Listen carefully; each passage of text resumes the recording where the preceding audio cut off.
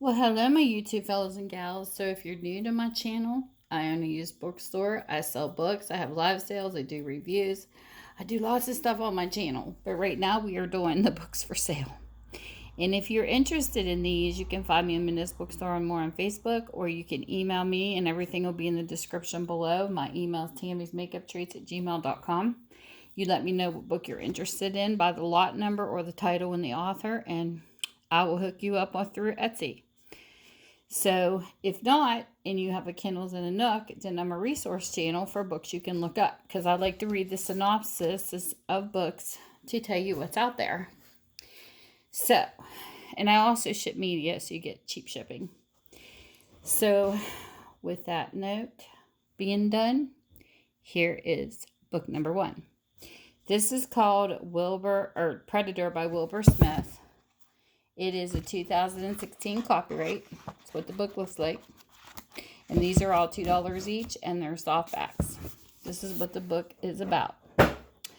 One of the world's most formidable fighters, ex-SAS warrior and former private security consultant Major Hector Cross, has survived explosive tangles with depraved enemies, warlords, privates, and armed dealers from the Middle East to the heart of Africa. Now Cross must take the law in his own hands once again to stop a vengeful old enemy who has resurfaced and hunt down a deadly new nemesis in pursuit of global domination. And that's what this is about. Book number 1. Book number 2, we have 1 Year After by William R. Forstchen. I don't know how to say that name. This is a 2015 copyright. It's what the book looks like. This is what it's about. Let's get to the beginning.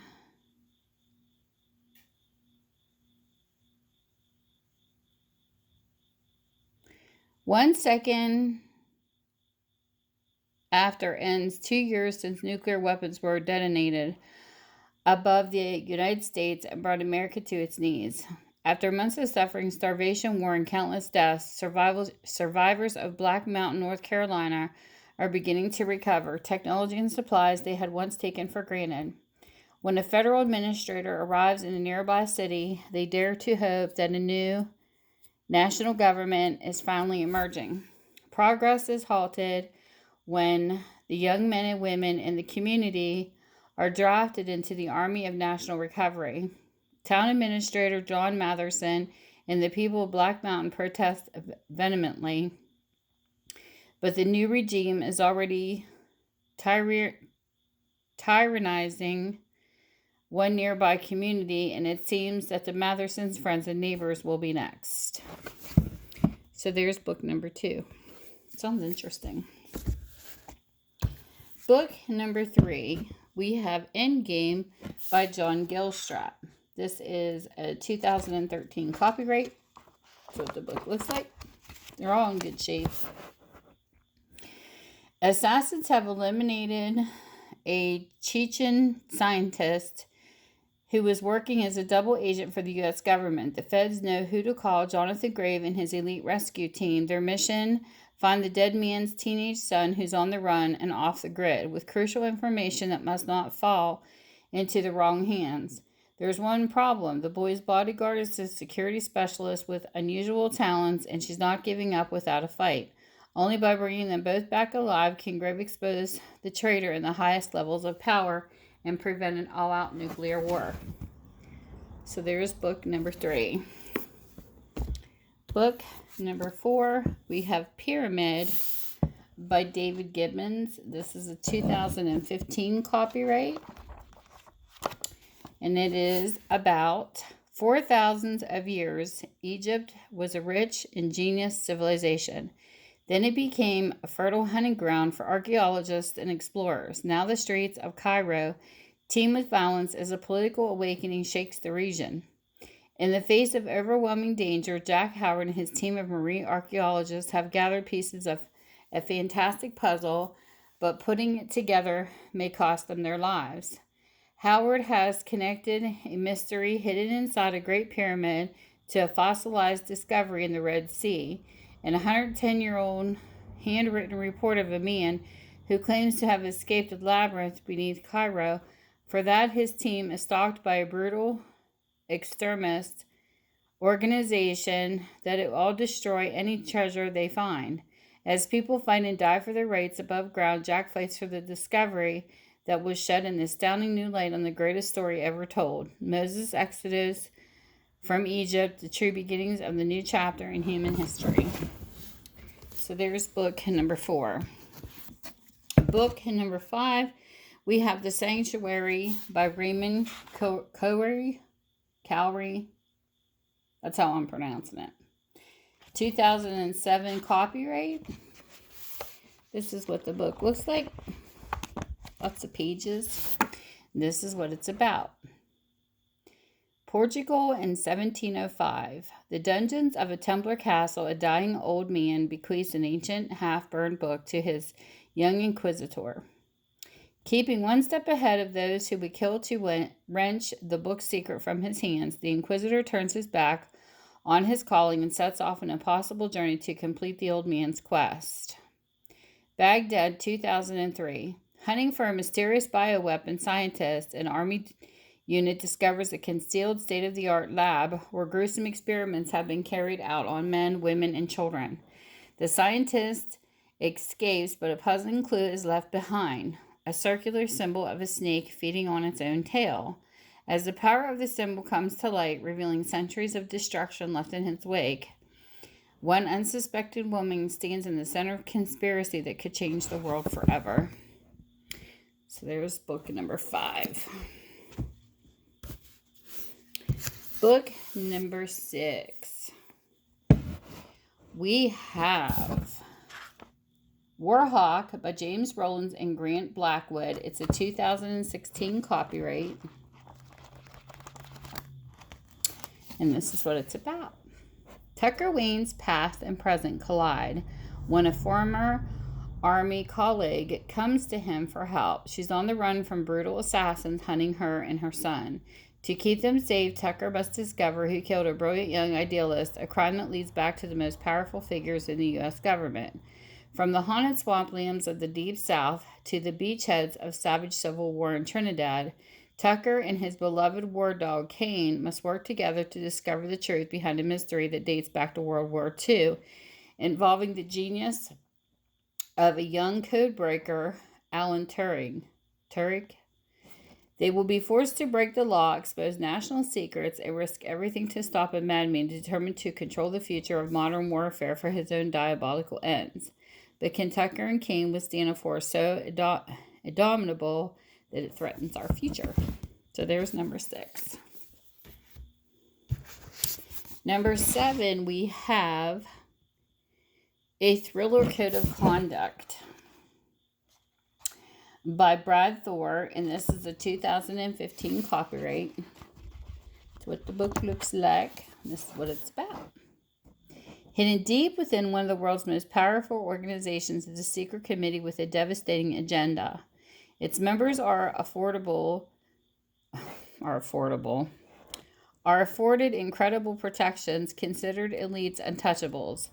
But when 4 seconds of video are captured halfway around the world and anonymously transmitted to DC, covert wheels are set in motion.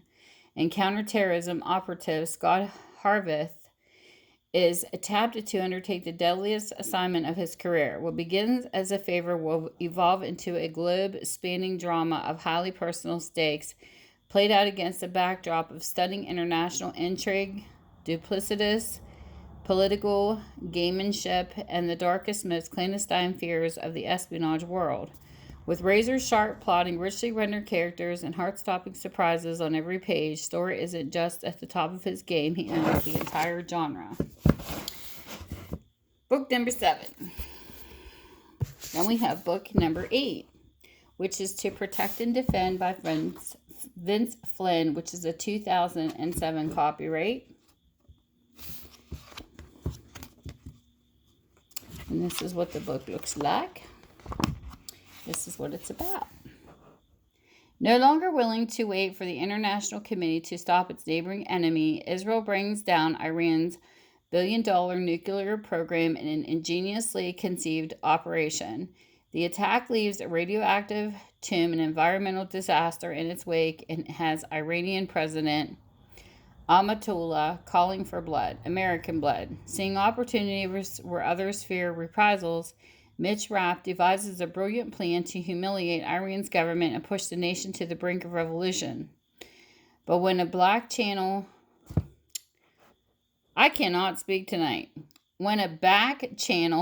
meeting between CIA Director Irene Kennedy and her Iranian counterpart goes disastrously wrong, Rapp is locked in a showdown with Hezbollah mastermind in league with Amatullah, and he is given 24 hours to do whatever it takes to stop unthinkable catastrophe.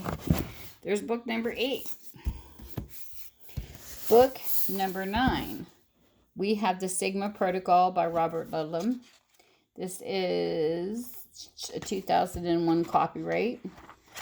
What the book looks like, and this is what it's about. Ben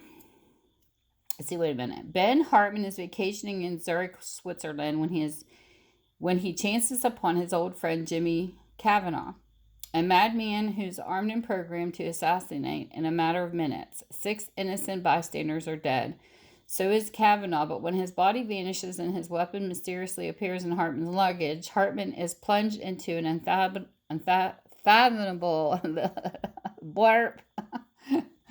unfathomable nightmare.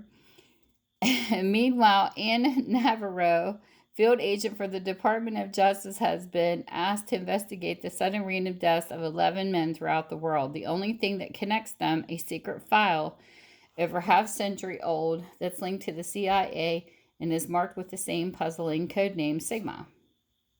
As Anna follows the connecting thread and Hartman finds himself on the run, she ends up in the shadows of a relentless killer who is one step ahead of her.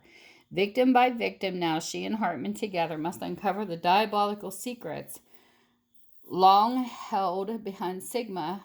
It will threaten everything they think they know about themselves and confirm their very worst fears. So there is book number 9. And then last book we have is book number 10. This is The Trident Deception by Rick Campbell. This is a 2014 copyright. That's what the book looks like. This is what the synopsis says. On a routine patrol, the USS Kentucky, a Trident ballistic missile submarine carrying a full complement of nuclear warheads, receives a launch order. When the Kentucky's crew does not know, it is that order did not come from the U.S. government, but from a rogue intelligence group, one with operatives secretly embedded within the Western intelligence organizations who are intent on using the Kentucky to carry out devastating agenda. Iran has completed its first nuclear weapon and in 10 days will detonate it. The target is Israel. The rogue operative's plan was to use a false code to send the submarine, which would enable it to destroy Iran before Iran can destroy Israel. But the Kentucky is not responding to the call codes, and time is running out. Now it's up to a senior Navy officer whose own son is aboard the Kentucky to find, intercept, and neutralize the Kentucky before it unleashes a nuclear attack. As the conspiracy slowly unfolds and the deception grows ever deeper, it's up to one man to somehow do the impossible, save millions of lives, and the fate of the world itself. So there is book number 10. And if you made it to the end of this video, I will be selling in Patty Lang's live sale on the weekend. We are doing a vendor sale with a bunch of us at different time slots, starting at noon. So I hope to see you there. With that, whatever time zone you're in, I hope you're having a great one. Bye. See you soon.